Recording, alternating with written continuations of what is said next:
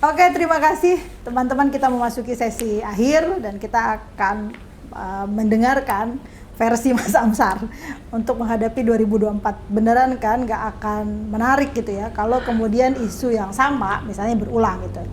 Ya ada isu radikalisme, isu terorisme, isu politik identitas gitu ya. Ini kita sudah menghadapi 4 tahun gitu.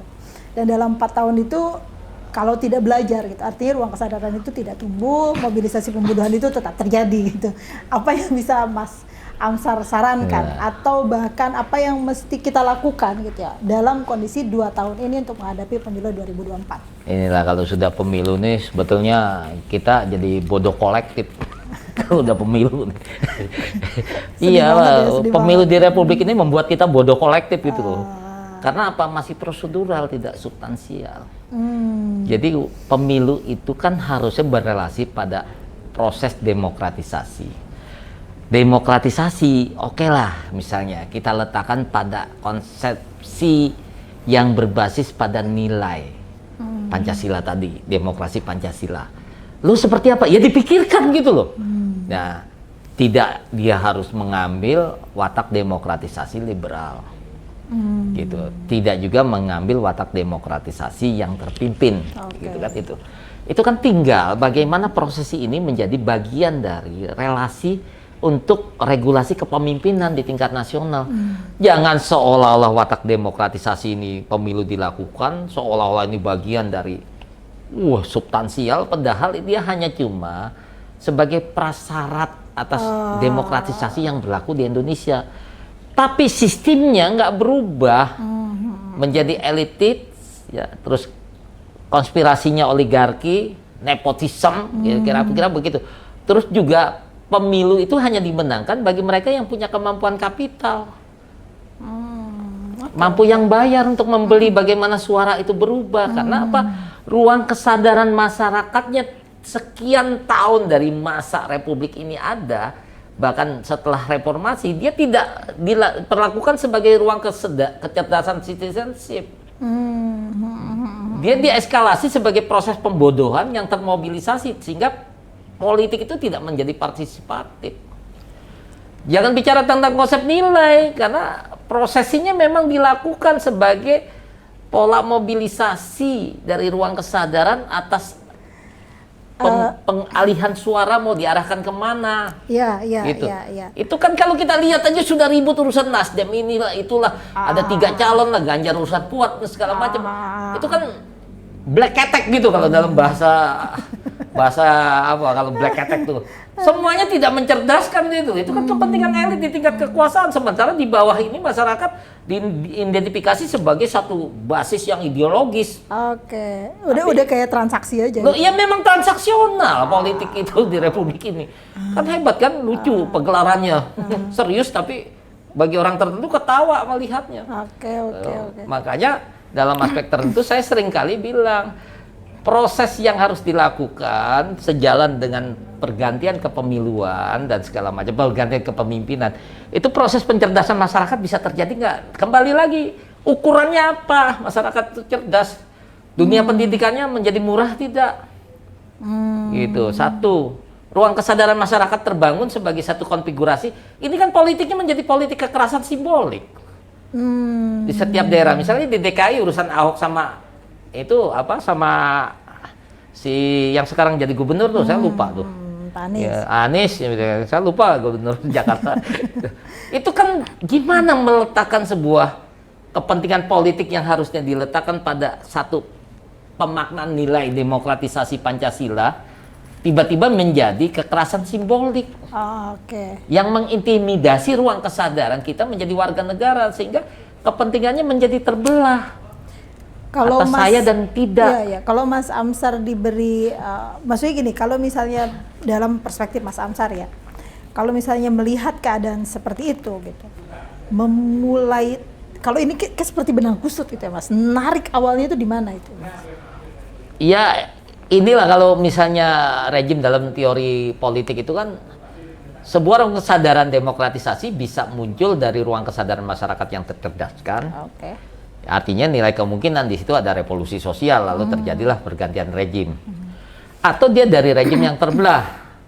Karena kesadaran struktur ya yang ada sehingga memunculkan satu ruang kesadaran sebagai keinsapan institusi.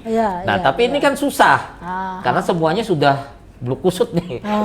Kalau kasarnya karakteristiknya udah iblis semua nih. Gitu. Kalau kita bisa jadi letakkan kalaupun di situ. tadinya terbelah, kemudian ya membangun nuansa baru gitu. Nah, sekarang begini, kalau memang kita mau meletakkan, saya bilang sama Gus Dur, kalau dalam dialog saya dengan Gus Dur, saya juga dimaki-maki. Kamu pesimis sekali, Sar. Perubahan kemanusiaan kita itu dimulai dengan rasa niat kita. Mau melakukan sesuatu tindakan yang lebih baik daripada hari ini. Untuk siapa? Bukan untuk kita. Tapi sekaligus untuk masyarakat di luar diri kita. Sementara yang kita lakukan itu belum tentu benar. Bisa jadi salah. Salah saja dapat pahala, Sar. Tapi ini kan proses. Kalau dalam bahasa epistemologinya sebagai ruang kesadaran empiristik yang akhirnya membangun kesadaran baru. Ini kan dialektika lagi dalam relasi perubahan yang ada. Sementara pada sisi tertentu, kalaupun benar yang menentukan tidak kita, tapi kepentingan sejarah. Nah, sejarah ini menjadi tolok ukur gitu loh, tolok ukur yang parameternya memang menjadi relasi tersendiri dalam tahapan-tahapan. Nah, makanya kembali lagi sistem nilai itu harus bertumpu pada ruang kesadaran para pemimpinnya sehingga dia menjadi teladan, lalu dia terimplementasi dalam sistem hukumnya. Sistem hukum itu yang akhirnya nanti meletakkan kesadaran yang berbasis pada kepentingan warga negara.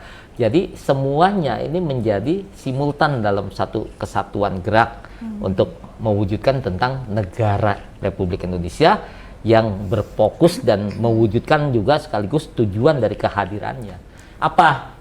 Melindungi segenap bangsa dan seluruh tumpah darah Indonesia, mencerdaskan kehidupan bangsa, memajukan kesejahteraan umum, yang ikut di situ meletakkan satu keadilan, sekaligus juga meletakkan ikut dalam relasi ketertiban dunia.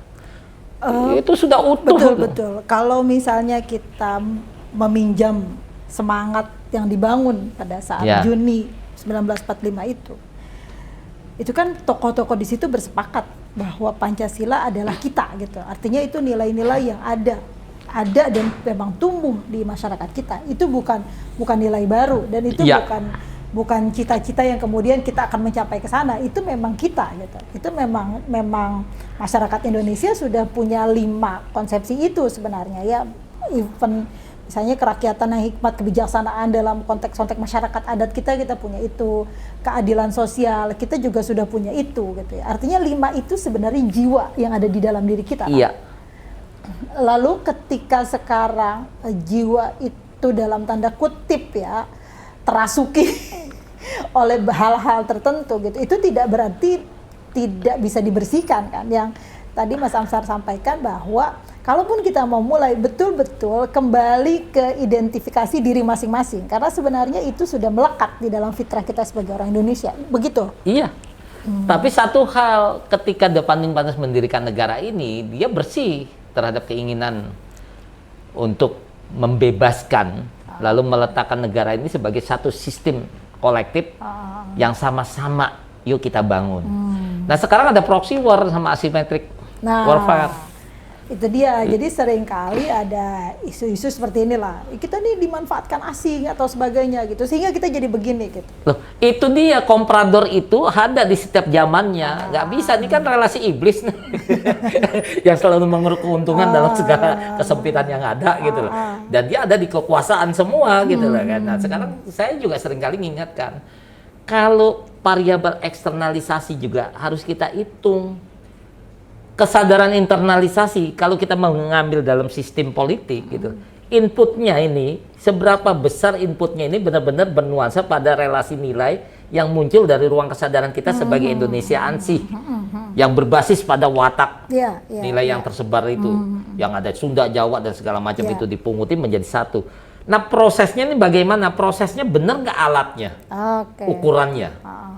Nilainya bagus, prosesnya juga kalau alatnya nggak benar juga hasilnya pasti menyimpang. Kebijakan publiknya itu tidak memihak Belum lagi nanti feedbacknya ini kan merupakan internalisasi sebagai ruangan. Jangan-jangan di sini dimanipulasi oleh rejim yang berkuasa.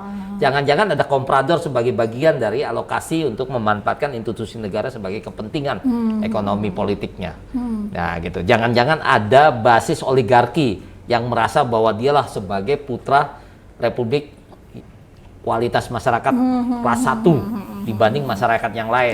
Nah ini kan sempurna semua nih yang kalau kita letakkan di situ. Nah belum lagi nanti dia ada variabel eksternal nih, ada Amerika lah, seolah-olah ini sudah direstui Amerika, Inggris, Jepang dan segala macam, Cina. Tinggal isunya dimainkan, proxy war-nya main di situ. Kita kan tinggal begini saja.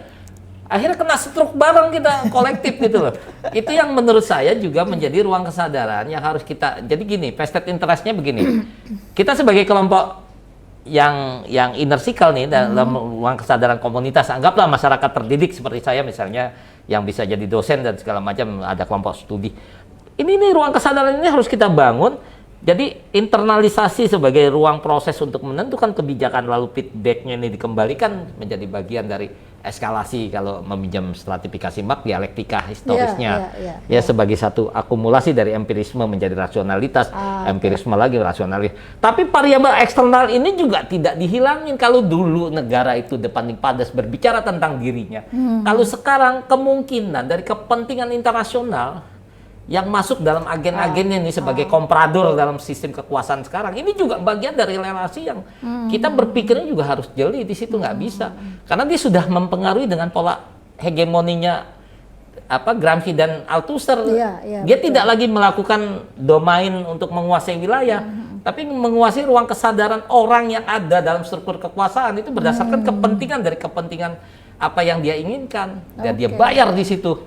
Sehingga kekuasaan itu domainnya, itu manipulasi dari ruang kesadaran partisipatif dan tidak membentuk partisipasi kritis untuk masyarakat. Yang menurut saya masyarakat politik itu harus masyarakat yang punya kesadaran tidak sekedar partisipatif, mobilisasi dari kepentingan kelompok elit, tapi dia sudah menjadi bagian yang partisipatif untuk mensikapi kekritisan atas kekuasaan yang ada.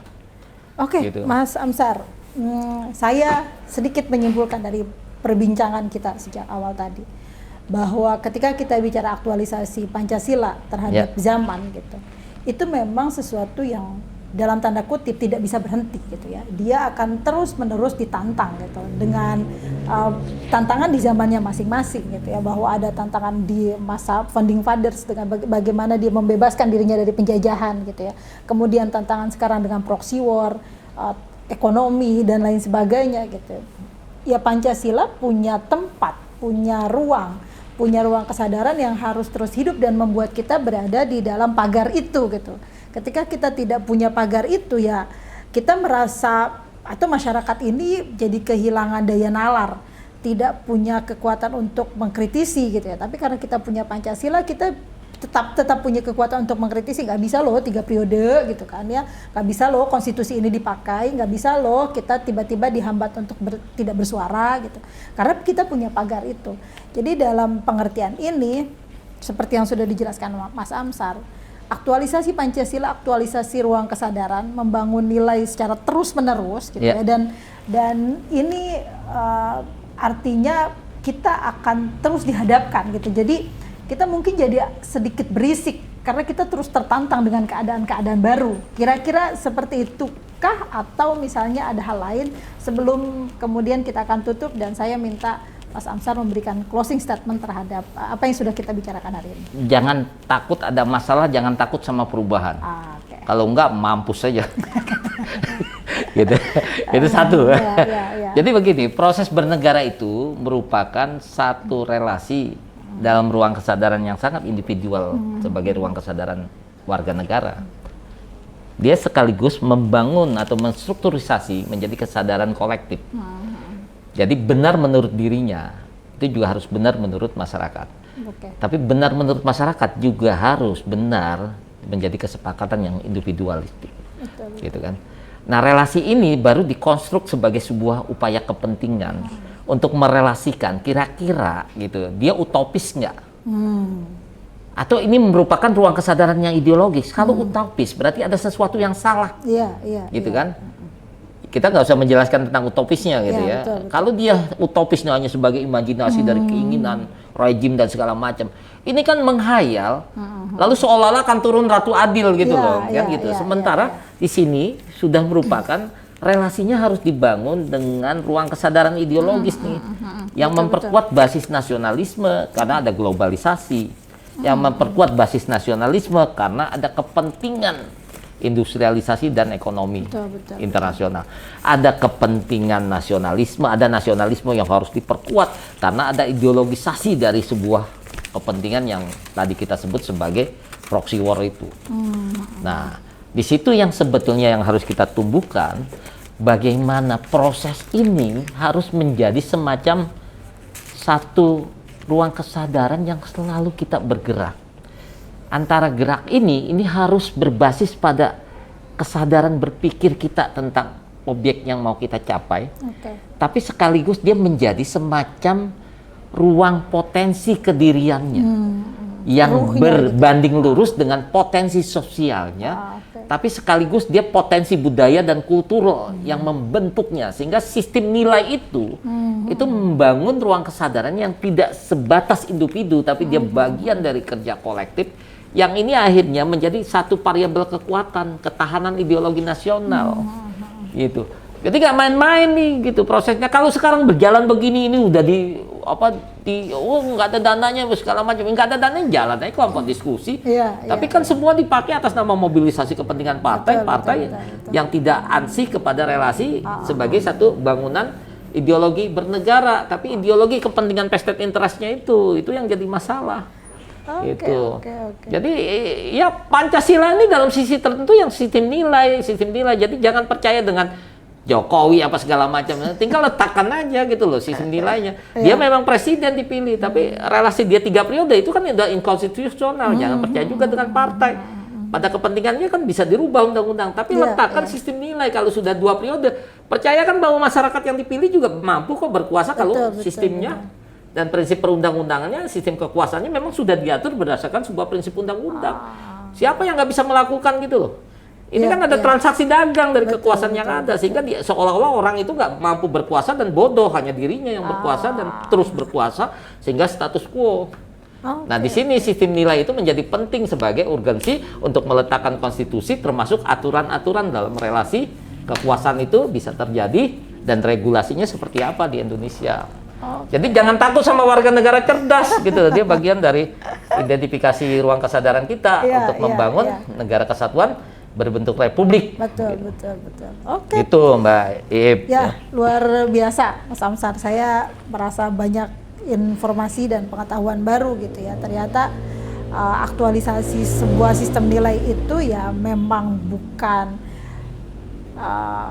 persoalan yang mudah juga gitu, tapi bukan persoalan yang sulit juga, tapi dia perlu dimulai dari setiap individu, setiap diri sendiri, dan kita semua punya tanggung jawab itu gitu ya, siapapun gitu ya, dalam generasi apapun punya tanggung jawab itu, dan kita tidak punya hak mengklaim dari apa yang sudah dilakukan gitu, tapi kita punya hak untuk memperbaiki secara bersama-sama bagaimana Pancasila itu menjadi bagian, menjadi nilai yang terus hidup, karena dia sebenarnya ya satu kesatuan holistik yang kalau kita lakukan itu secara bersama-sama ya kita akan merasa nyaman menjadi sebuah bangsa. Mungkin itu yang bisa saya sampaikan sebagai closing statement dan juga sebagai informasi juga pengetahuan bagi sobat-sobat setara bahwa ketika kita bicara aktualisasi Pancasila sebenarnya kita bicara proses panjang kita sebagai bangsa.